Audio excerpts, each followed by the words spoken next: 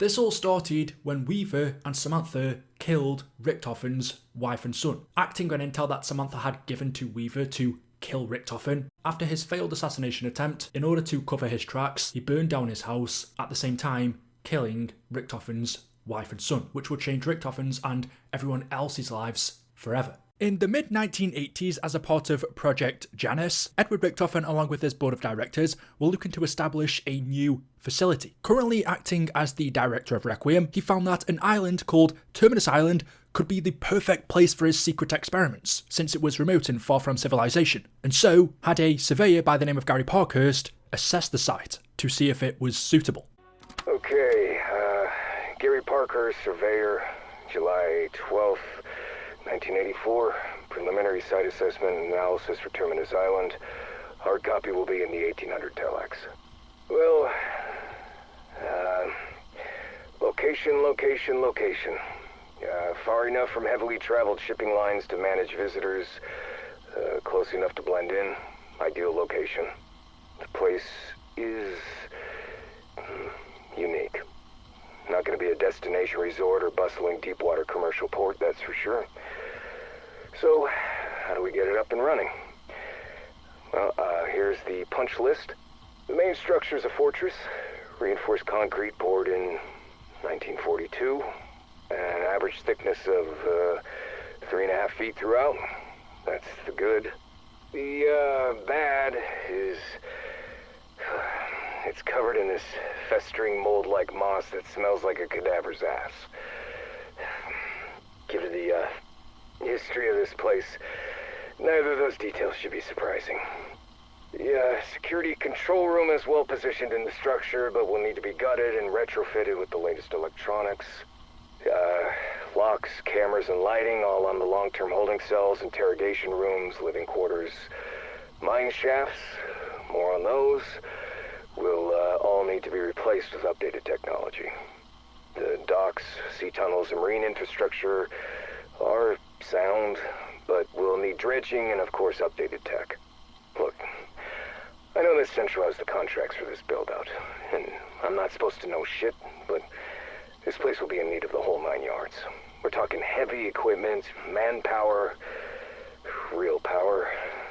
Okay, enough said. It'll be in the report. The helipad, while adequate in size, will need to be retrofitted to handle the gross weight of the next-gen rotary wing aircraft. And, okay. There are, numerous tunnels, sea, land, and the mine shafts throughout Terminus. While they do provide freedom of movement to any area of the island, well, there's one concern. They just scare the shit out of me. Back in '32, there was a mining accident that killed dozens of these workers in those tunnels. And definitely some weirdness going on down there that I cannot fucking explain.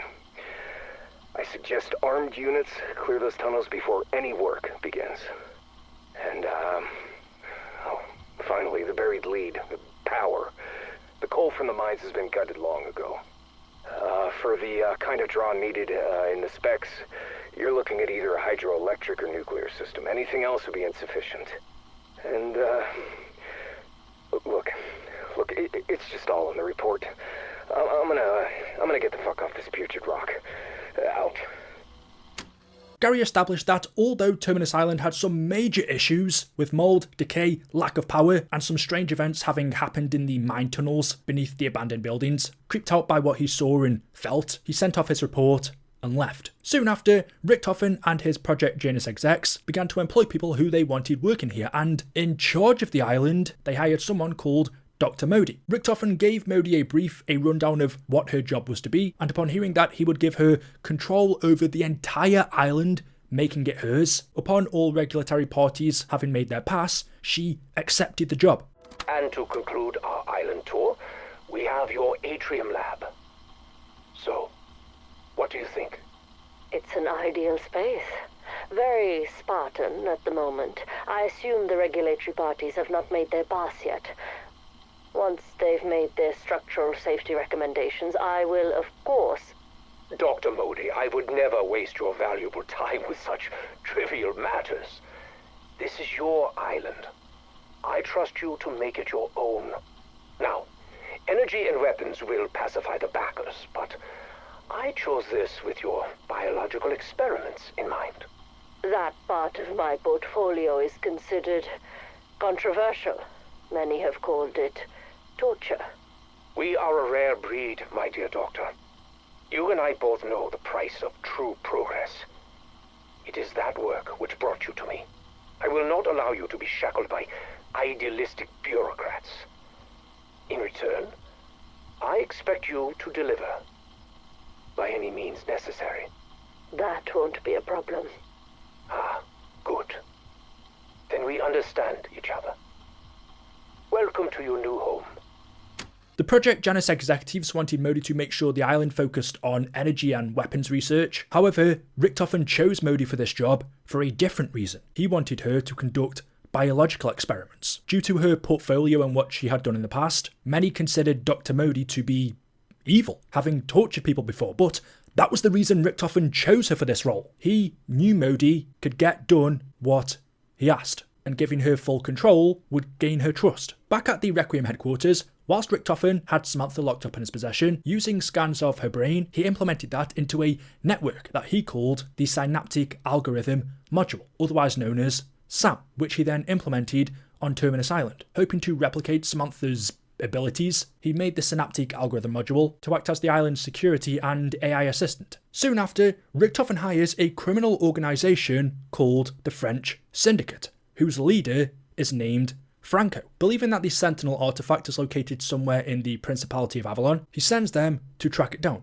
In order to find it, one of the gang's members, Ravenov, who was recruited by them, abducted someone by the name of Gabriel Kraft. They believed Kraft to be the key to all of this, where they interrogated him, hoping that he would give them the answers to finding the artifact. Richtofen made another deal with Franco, which involved him smuggling refugees to Terminus Island. Franco would take the refugees out on his boat, travelling towards their destination, but halfway through moved a bunch of them onto another boat in the middle of the night and sent them to the island to Dr. Modi. Two other smugglers who worked with Franco were brother and sister Maya and Nathan Aguinaldo. But one day as Nathan was out on the boat along with other refugees, Franco had him switch to another boat and sent to Terminus Island.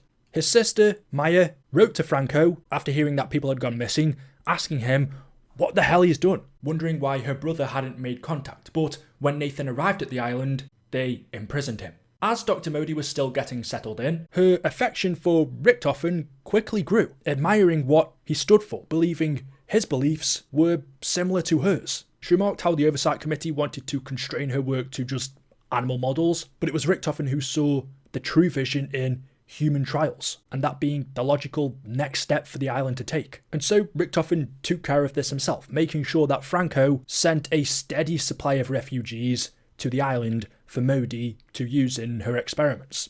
My reverence for Richtofen continues to grow. Before even setting foot on this island, he understood my needs. The Oversight Committee wanted to constrain my work to animal models. Idiots. Who were they to obstruct my vision? Human in vivo trial was the next logical step. Luckily, Edward believed in the merit of my work. He authorized the procurement of my subjects himself from channels that no one in the world will miss. The island location is ideal for this work. The waters offer a steady flow of forgettable faces. He circumvented any moral concerns by reminding them what we would be denying the world by not doing so. It was masterful. And if anything, I'll give these people a chance to do something noble with their lives. Not that they're owed anything. I'll show my gratitude by delivering what I promised. I can make the advances I know are possible in record time now. Another scientist hired to work at Terminus Island was Anya Tonsky, tasked with finding renewable energy via organic material. However, 4 months into her job, started to find Modi's authority overwhelming and her chokehold over employees draining, not allowing them to do what they were originally told they were being employed for. She told her staff that everything they did at Terminus Island was to be kept under wraps, and no one was to talk about it. One day as Tonsky was walking by the shipment bay, she accidentally bumped into one of the crates, where it fell to the ground, cracked open, and body bags spilt out of it. However, due to her working on her own little side projects, wanting to not put too much attention on herself, questioned where all of these bodies could have come from, but ultimately chose to ignore it, pretending that it wasn't her business, and so continued on with her job. As of today, I've been at Janice for 4 months. I'm amazed I know what day it is. It's work to keep yourself together around here. And everything is so hush-hush. Almost all of us are afraid to talk about what we're doing, so we end up not talking at all. That's how she wants it. Modi's brilliant, but her chokehold on this island is suffocating. My current theory is our end result will be renewable energy via organic material, which is exciting. That would be worth all of this isolation. However, I was walking by the shipment bay today and bumped into one of the crates. It fell and cracked open. Body bags spilled out. Lots of them. I don't think we have that many people on the island. Of course, I don't have full access, so who knows. I guess I shouldn't pry, considering the volatile state of my little side project. Wouldn't want higher-ups sticking their noses in that. And yes, I still don't know who I work for. My pay stubs tell me nothing. Could be CDC, DOD, a bored billionaire. No idea. Honestly, just thinking about it has my mind running in circles. It's a distraction. Enough dwelling. I need to focus on the resources that brought me here.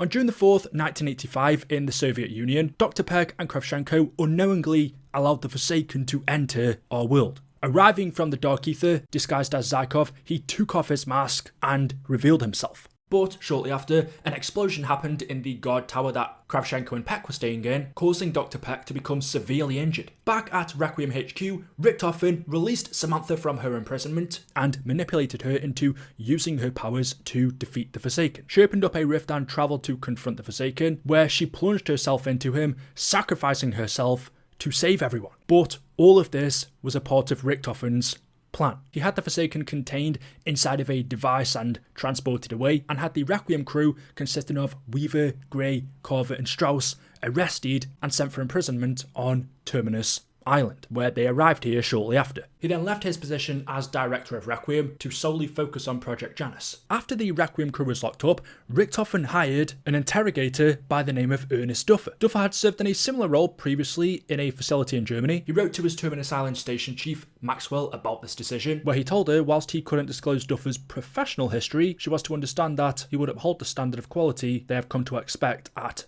Terminus Island. Duffer immediately began interrogating the prisoners. In his brief, he took down notes of what he experienced and what information he could extract from all of them. He noted that Weaver blames himself for his incarceration and brainstorms ways to exploit this. He acts as an anchor point for the rest of the team, but Richtofen told Duffer to make sure Weaver suffers the most. In his brief about Elizabeth Gray, Duffer noted that she's putting on a brave face, and she repeatedly states to herself that someone would come looking for her and the other members of Requiem. He noted Strauss clings to his moral standards, meaning his primatic core would take a long time for him to break, but his knowledge and what he knows is integral to Project Janus, so it was up to Duffer to extract that from him. And after interrogating Carver, he noted that he was actually trained to counteract interrogation tactics, meaning he had to get creative. He also saw that Carver boosted morale for the group, so if he could break him, then he could break them all. After his explosion, Dr. Peck spent the next full year recovering. However, learning that within that time Richtofen had stole all of his life's work, he was now set on revenge and planned to spend the next 5 years tracking down where Weaver, Carver, Gray and Strauss had been taken to, so that he could eventually free them and ask for their help. Now that Richtofen had unleashed all of these shackles off Dr. Modi, and he told her to go to any means necessary to get the job done, she became a victim of her own success. Having already sacrificed people who worked at Terminus Island to use as her test subjects, without completely depleting everyone, she had started to run out of employees, and so told Franco to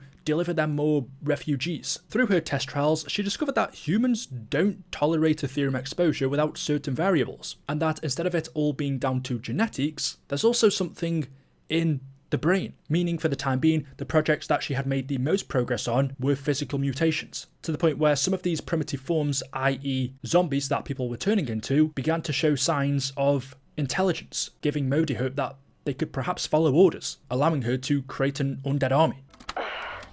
With so much red tape cut down, I may have become a victim of my own success. We've gone through so many test subjects already. Franco is about to be a very wealthy man, given our demand. It's clear now that humans don't tolerate Ethereum exposure without certain variables. There's more than genetic markers at play. It's something in the psyche we have yet to pin down. I'm not sure if even Strauss knows. I trust Duffer to determine that soon. The projects with the most progress are the physical mutations. The transformations are unsightly, but subjects exhibit superhuman strength and become more tolerant to Ethereum. These primitive forms have even begun to show signs of advanced sentience. If we can get them to follow orders, we're in business. I have no doubt we can synthesize a refined humanoid to protect humanity from any existential threat.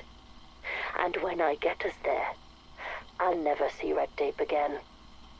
As a part of their reactor program and in order to power up the island, the Project Janus staff were working on an ether reactor with a budget of over 175 million. In order to get it completed, she had men transferred from Richtofen's Project Janus mansion site to the island. Even though Modi would prefer them not to get involved in any of the work being carried out by either the biotech or dark ether energy divisions, she had no choice. But not long after, Dr. Tonsky started to hear strange voices coming from within the reactor itself, of what sounded like people in pain, crying out, lost in despair, in the dark ether, as well as the voice of a angry Russian man and a German woman. Even though the ether reactor was to be used as a limitless source of power for the island, Tonsky had her suspicions about it.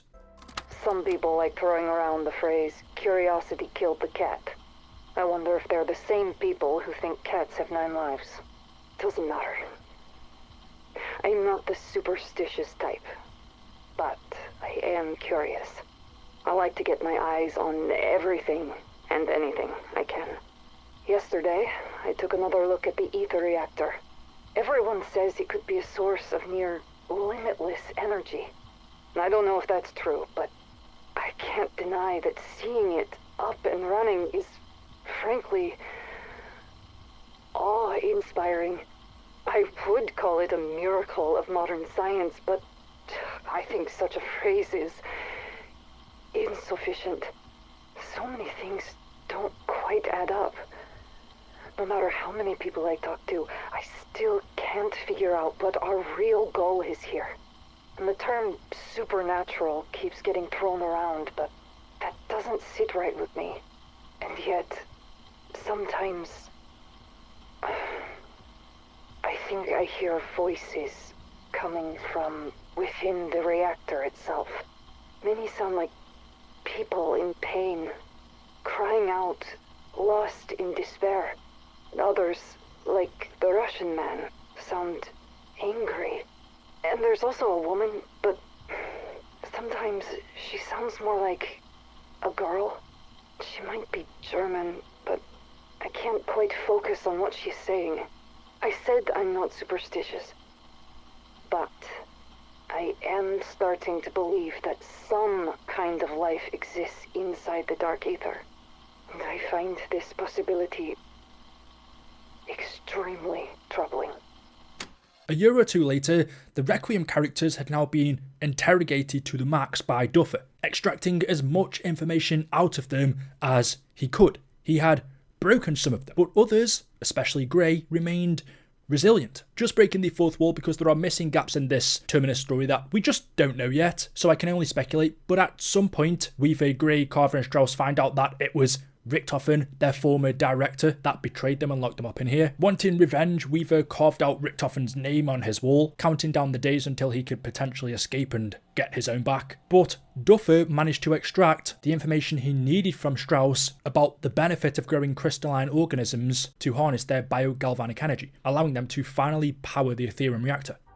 Dr. Armudi, Terminus Island personal log. Our site is now running entirely on an Ethereum-powered reactor.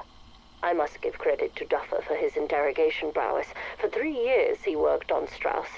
Combined with constant surveillance, we finally cracked him.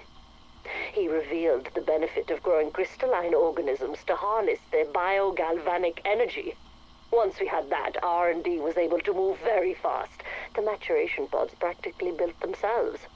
Naturally, Edward is over the moon with the prototypes I sent, not to mention he no longer has to pay our power bill. This secures our status as Janus's premier research facility. Granted, that was never in question. There are murmurs I might transfer to the director's site.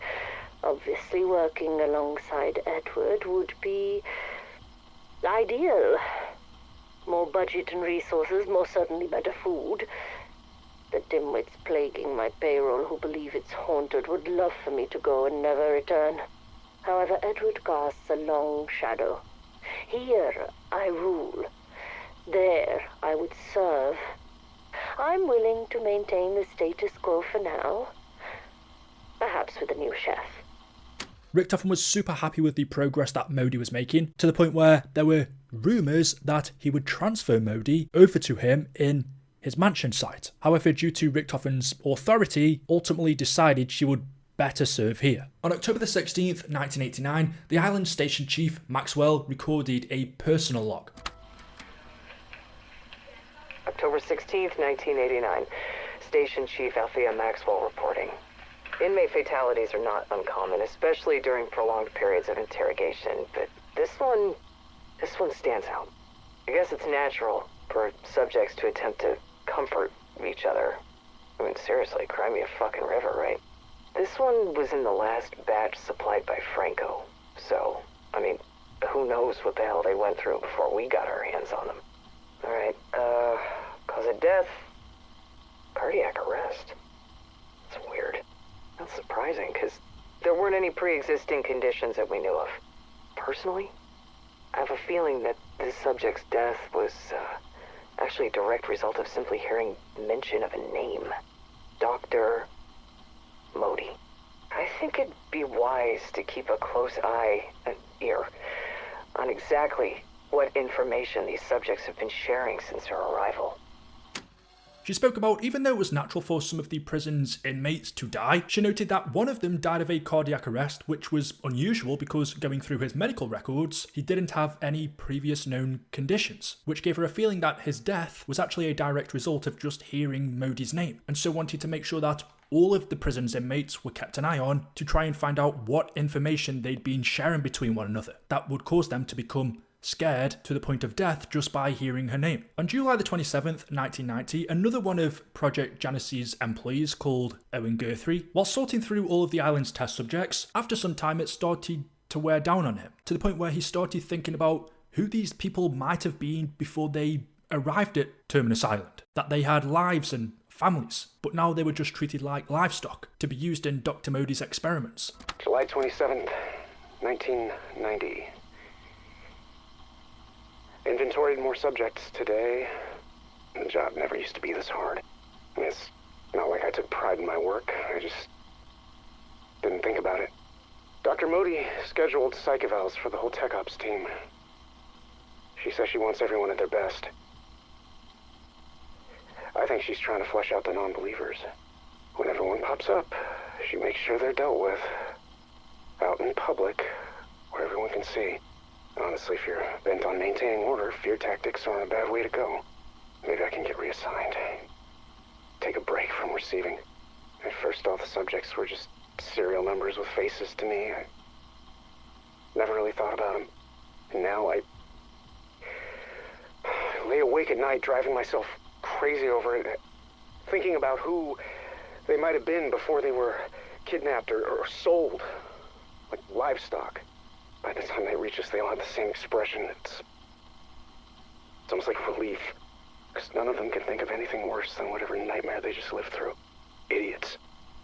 Wanting everyone to be at their best and trying to flush out people who didn't believe in what she was doing, Dr. Modi scheduled psych evals for the whole tech ops team. Whenever Modi found out that one of Project Janus's employees had become a disbeliever or wanted to transfer away, she would have them constrained and would use them as one of her test subjects, placing them out in public where all of the other employees could see them to maintain order and instill fear, making sure that no one would want to defect. After being held in his cell for some time, Nathan would fight back on everything. Duffer's interrogations on him wouldn't work, he wouldn't take his meds, he wouldn't sleep, eat. He was becoming a problem, and Owen noticed this every time he walked past his cell. Knowing that if he kept causing trouble and wasn't careful, Modi would have him transferred to the amalgam program, he tried to convince Nathan to keep his head down and not bring attention to himself, because not only was he putting himself at risk, but everyone else, including Owen, for even talking to him. September 10th, 1990. I saw Nathan in subject holding today. I like him a lot, but walking by his cell always ruins my day. I mean, the kid's been a smuggler most of his life. He probably thought he knew the worst of what humanity could offer. And then he ends up here and realizes he doesn't know shit. So I'm protecting him the best I can, but Modi's been sniffing around. Someone must have told her he was a troublemaker. And the problem is they aren't wrong. He fights back on everything. He won't take his meds. He won't sleep. He won't eat. Why can't he get that? That kind of shit puts everyone at risk. If he ain't careful, Modi will transfer him to the amalgam program. And that'll be the end of it. I've played it safe until now. Kept my head down. If I can't convince Nathan to do the same. Damn it. This is why I don't have friends. However, no matter how much Owen tried to convince Nathan to play by the rules and keep his head down, he didn't, and eventually he was transferred to the amalgam program. After Owen found out what had happened to him, he started to have nightmares and regrets that he couldn't save him, and so began searching for evidence. He took things into his own hands, started going through all of the paperwork, and just some of the stuff he found that was really going on here made him regret everything, since even though he wasn't directly involved in some of Modi's experiments, he would surely be guilty by association, just having worked at the island. Meaning his only way out was if he requested a transfer, saying to himself that as soon as he left, he was going to make sure that Modi ended up in prison and Terminus Island would be shut down. Maybe then he could finally sleep. October 23rd, 1990. Nathan got transferred to the amalgam program. Just like I said he would. Didn't find out until after he'd been moved. Even if I'd been there when it happened. It's not like I would have done anything to stop it. I haven't slept since. Regret's been too busy gnawing at me. So I started spending my nights searching for evidence. But the things I found. Dear God, what's being done here? I'm pretty fucking sure if you checked my entry ticket to hell, you'd find guilt by association stamped all over it. Whatever. Damage done. The important thing is, my transfer's been approved. And I sure as shit won't be leaving empty-handed. As soon as I'm out of here, I'm gonna make sure that Modi lands her ass in prison, and that this glorified meat processing plant is shut down. Then maybe I can finally sleep.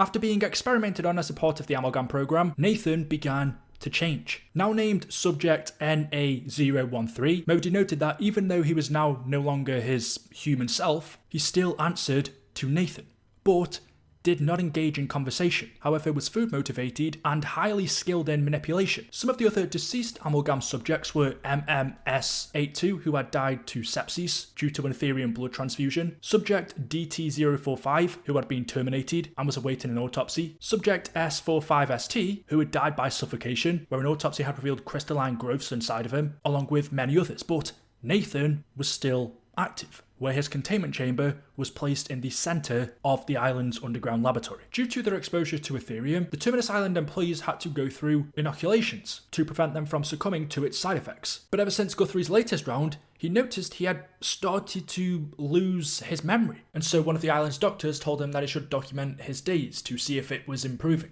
But it wasn't. It got to the point where Owen couldn't even remember the lock code on Nathan's containment unit anymore. But Owen could no longer sleep. He was scared that he would wake up one day and not know who he was anymore. Therefore requested a transfer for him to be moved immediately, as him being at the island was causing him to lose himself.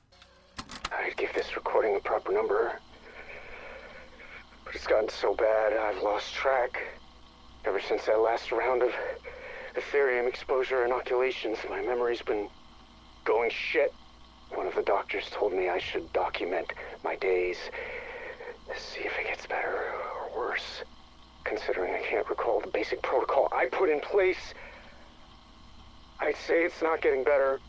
I've always had a steel trap memory. Now something falls out of my head every day like it was never there. It's fucking scary. Most recently, the damn lock code of Nathan's containment unit's been slipping my mind. Poor fucking kid. Fuck this place. Then fuck her. I got a reminder system for all 3 digits. I see them every day on my normal rounds, so it shouldn't raise suspicion. We've got tons of dangerous shit in here. If I crack up, I'm done. Worse people are gonna get hurt. I can't sleep. I'm scared. I'm gonna wake up and not know who the hell I am. I need my transfer request approved now. Being here is like putting my brain in a paper shredder. Unfortunately for Guthrie, he was found. After his transfer request, Modi discovered all of the documents and evidence he had been collecting to use against her, so had him arrested where he was to be used as one of her test subjects. After tying up all of the loose ends he had left behind, and after lying to all of the other employees that Guthrie had successfully been transferred to another facility, she began experimenting on him. Whereas normally her test subjects would die within a few days or weeks, Guthrie endured her test trials, causing him to become one of her longest surviving subjects in the program. And he survived that long where Modi had experimented on him so much that he changed into a giant tentacle-like creature that they nicknamed the Mucus Monster, spitting a toxic gas out of his tentacles. Modi named him Patient 13. Since Guthrie or Patient 13 hadn't spoken since the early phase of his transformation, Modi placed him on display so that he could watch all of his colleagues go about their day, making sure he was still aware of their presence. It certainly has been a whirlwind of events. Tying up the loose ends Guthrie left behind was a waste of time and resources. I'll admit I was surprised how much evidence he'd gathered before he was discovered. It's my own fault for becoming so lax, yet another reminder to always remain vigilant. Thankfully, his colleagues knew of his transfer request. When I told them it had been approved, they were sad he hadn't said goodbye. Funny. Despite his best efforts to destroy my work, his very existence now supports the need for it.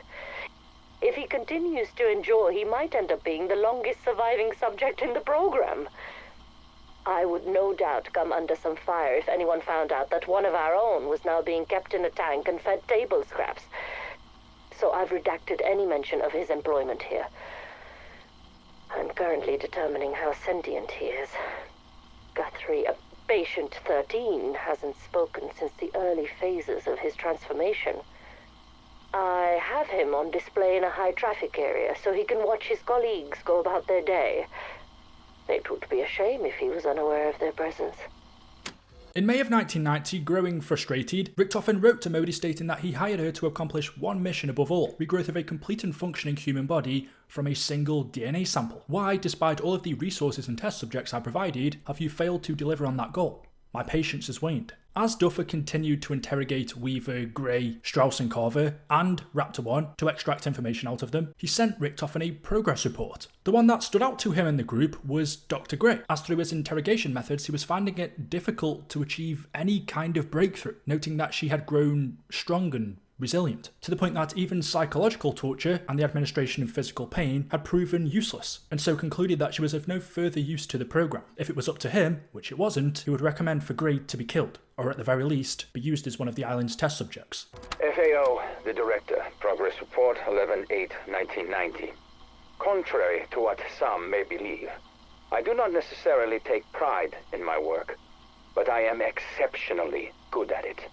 It is common for interrogation subjects to show resistance before ultimately breaking and succumbing to my demands. Normally, I would offer them some small chance of hope, a semblance of light at the end of the proverbial tunnel. Likewise, fear is usually a great motivator. But its apparent absence in this case makes it difficult, impossible, to achieve any kind of breakthrough. Even psychological torture and the administration of physical pain has proven utterly fruitless. So, having reviewed psychiatric evaluations from her early years of incarceration, I am at a loss to explain just where such remarkable resilience has come from. However good I may be at my work, I am forced to conclude that this individual may be of no further use to our program. Were it up to me, I would recommend that Miss Gray be terminated, or at the very least marked for biological experimentation. Regrettably, it is not up to me. As more time went on, a year later, the Terminus scientists managed to interweave Ethereum-powered technology into one of the island's old World War II cannons, and wanting to find a way to put it to the test, Maxwell, after seeing a large ship just out on the horizon, contemplated using the cannon to vaporize it, blasting a huge hole straight through it. But she, like other people here, soon became tired of Modi's aggressive authority. Because Richtofen hadn't checked up on the island in a couple of months, their budget had skyrocketed and the protocols Modi was giving Maxwell were condescending. She heard rumours that people were disappearing from Richtofen's mansion facility. She assumed that because he hadn't been seen in a while, he might have been one of them, but the other station chief who she was in contact with there told her that no, she had seen him walking around. Alright, February 5th, 1991. Yet another glamorous day in the life of Station Chief Althea Maxwell. If only Mom could see me now. Richtofen's inability to keep his favorite pet, Modi, in check has become an unending aggravation. She gets anything she wants. Our budget's skyrocketed, and guess whose problem that is? And the protocols she gives me? Utterly condescending. You know, this isn't my first rodeo, and she seems to feel the need to micromanage everything I do. Don't label anything. Use only serial numbers. Careless talk costs lives. Oh, blah, blah, blah. Seriously, just shoot me now. Thankfully, the cheap-ass firewalls Project Janice have in place are easy to bypass, so the station chiefs all stay in contact. I swear, it's the only thing keeping us from going insane. And every one of them has assured me multiple times they never have to put up with shit like this. Look, I know Richtofen values results over anything else, but what is she working on? And why is it so important to him? Honestly, does he even know? I mean, it's been months since he showed up for inspections. Rumor has it, people are disappearing from inside the mansion facility. I assumed our dear director might have been one of them, but nope. Their SC says she's seen him around, so I guess he's still kicking. I asked Dr. Modi if she planned on transferring there. She told me Terminus was her home, built for her by Richtofen himself. The way she said it, made my skin crawl. A few days later, Maxwell sent a message to the Project Janice administration requesting for dismissal of one of the island's privates called Fletcher, on the grounds that he was an overly ambitious, mouthy little shit. But her request was denied, and instead, they decided to transfer Fletcher to one of the mainland's facilities instead. You hear the news? I'm getting off this rock. News? That's so. Yeah, transfer's been approved. Took a sweet time, but I put on my request ages ago, but that's just how it is. Clearly. This place was holding me back. I got big plans, you know. Way bigger than this stupid island. Uh-huh. Of course you do. Damn straight. While you're stuck slinging slop on this backwater dunny, I'll be off seeking my fortune. Well, maybe I'll request a transfer too. Everybody's gotta eat, right? Not with the way you cook. Right. Yeah, I'm officially bored of your little charade. Charade? What do you mean? I already heard all about your transfer, so don't act like it was your idea, because I know it wasn't. James and Larson, they've been telling me for months about what a shithead you are. You steal stuff from their lockers, cheat at cards, and when it's time for janitorial duty, you vanish. Maxwell said if she didn't get you out of here, it was just a matter of time until one of them murdered your punk Kiwi ass. Now, if it were me, I would have gladly helped those two find a place to stash your corpse. But Althea's always had a hard-on for due process. So maybe shut the fuck up and play nice until you're gone for good. Understand? Copy. And almost a week later, on the 17th of February, luckily, Fletcher was transferred away. After finally tracking down the locations of Weaver, Carver, Gray and Strauss, Dr. Peck travels to Japan to hire a boat to get to the island, but gets himself in a sticky situation, where through one way or another is saved by Maya Aguinaldo, who is also looking for her brother. Believing he's also located on Terminus Island, the two of them team up and decide they're going to travel there together, each for their own agenda. Peck to break out Weaver and the rest, and Maya to rescue her brother. So they take this boat and begin travelling to the island. Just 2 days later in Liberty Falls, as Richtofen was sleeping in his bed in his mansion, he was having a dream of him with his wife and son. His wife started to get cold, so Richtofen got up to go to the car to get her a jacket, but as he was walking away, his dream turned into a nightmare, and he turned around to see his wife and son on fire, burning alive. Richtofen had been having these nightmares ever since his family was killed in a house fire that was perpetrated by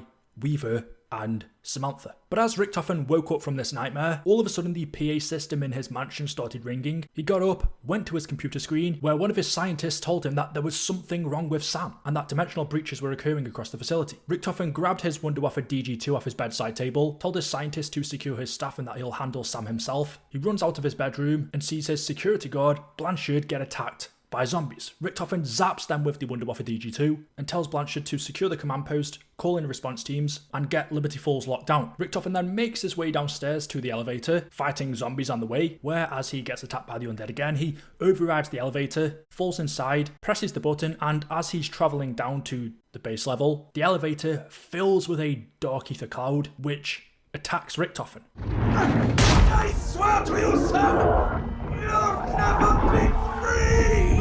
But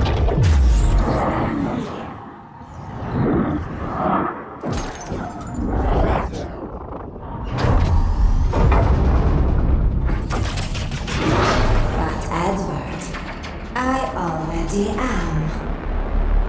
He then says, "I swear to you, Sam, you'll never be free," as he disappears. The elevator door then opens to reveal a giant sphere that Richtofen had Samantha contained in which she said to him before he disappeared, "But Edward, I already am free." Meanwhile, at the same time, back at Terminus Island, Ernest Duffer is watching over Weaver, Gray, Carver and Strauss on the monitors from inside their prison cells when suddenly Maya sneaks up behind him and kills him. She opens up the cell doors, walks down to them. Weaver says to her, "Who the hell are you?" And that's when Peck walks out of the shadows and tells them, "That's Maya, and she's with me. I've come here to break you out." Carver pins Peck up against the wall for everything that he's done to them in the past, working for the Omega Group against them. They all thought he was dead from an explosion that he was in, back in Ukraine 6 years ago. But Peck says to them, "Look, all of us here have a common enemy.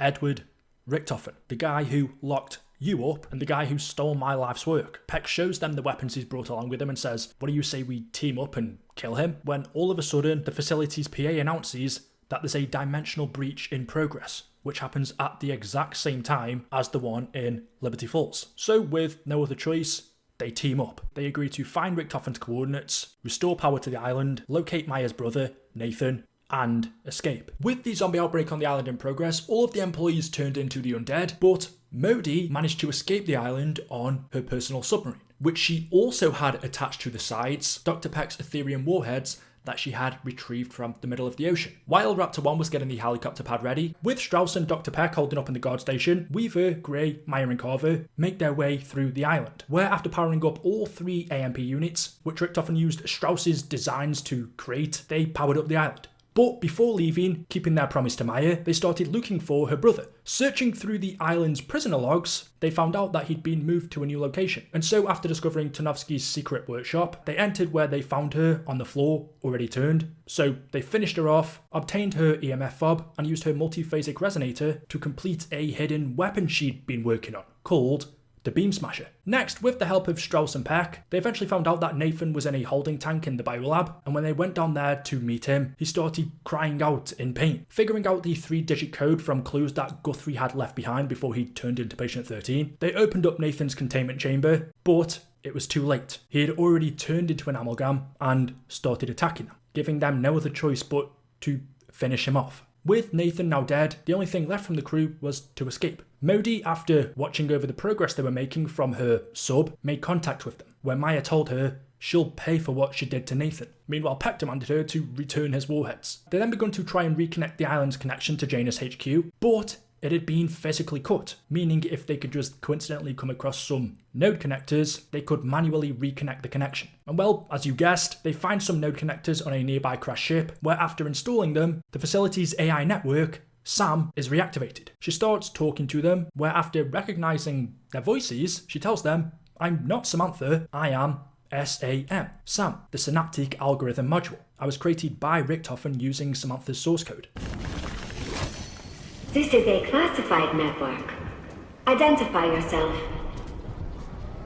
My name is Strauss. My associates and I need urgent assistance to escape this facility. Strauss? Oscar Strauss? Are the others with you? What is this? Some kind of a sick joke? You are speaking with the Synaptic algorithm module. Call me Sam. Explain yourself. Why do you sound like Agent Maxis? She was my source code. The true Samantha Maxis sacrificed herself to save your world. Yeah. May she, rest in peace. Do not worry, Peck. I do not share her grievances. My priority is to get you all off that island. Well, if you can hijack Modi's mini-sub, we can get back my warheads and make our getaway. I can do that, but I will need your assistance. Everyone gather at the guard station. So, what exactly did you mean when you said Maxis was your source code? The director based my programming on scans of her brain. He hoped to replicate her remarkable abilities. Well, if you're anything like her, you'll do everything you can to help us. Once Modi's sub is dealt with, I want to discuss Agent Maxis. She may not be lost forever. Oh, come on. She's gotta be dead by now. Peck tells Sam, well, can you help us to hijack Modi's mini-sub then, so that he can get back his warheads and make a getaway, where she says she can do that, but she will need their assistance. And once Modi's sub is dealt with, she wants to discuss the real Samantha Maxis with them, because she may not be lost forever, and with their help, there may be a way to bring her back. Sam then instructs Peck and Strauss to assemble a device that they can use to hack the radio buoys in the bay, which will boost her signal and allow her to reach Modi's sub and override its controls. So Weaver, Grey, Meyer and Carver do exactly what Sam tells them. They override her submarine controls, but Modi has one last plan up her sleeve and activates the Apocalypse Protocol, which would cause a thermonuclear detonation on the island. Fortunately, they managed to deactivate the detonators in time. Modi's sub is brought back to the docking area, where they confront her, but all of a sudden, Patient 13 comes out of the water and drags her down with her submarine and the nuclear warheads, causing its etheric energy to spike off the charts. They then battle against Patient 13, and as you guessed, after much hardship, kill it. With Patient 13 and Modi eliminated, they all gather back in the guard station, where Sam tells them she has a proposal that they may be interested in. Having scraped through all of the Project Janus files that have been classified, she has found one called Director's Eyes Only, which contains information about the Sentinel artifact, an artifact that Richtofen was obsessed with. She tells them Richtofen believes it has the ability to manipulate a form of protomatter called prime materia. Strauss, being a man of science, says this can't be serious. That term comes straight from medieval alchemy. He just can't believe that's even true. But Sam reminds him that Richtofen believes it, and he is also a man of science. He is a doctor. Anyway, she continues explaining how the artifact is believed to be somewhere in the Principality of Avalon. Richtofen hired the French Syndicate, which is a criminal organisation, to find it. In order to do so, they interrogated a man called Gabriel Kraft, and it was their former associate, Revanov, on the orders of his boss Franco, that abducted him. After hearing Franco's name, Maya says she's in, she'll definitely go there and kill him after what Franco did to her brother, and wanting to chase down Richtofen and find the artifact before him, Grey, Carver and Weaver agree to go as well. But Strauss, not wanting to chase an old wives' tale, is hesitant, but Grey reminds him that Richtofen and Sam believe that this artifact can actually bring her back, then they have to try. All of them, with the help of Raptor 1, then leave the island en route to Avalon to collect the Sentinel artifact.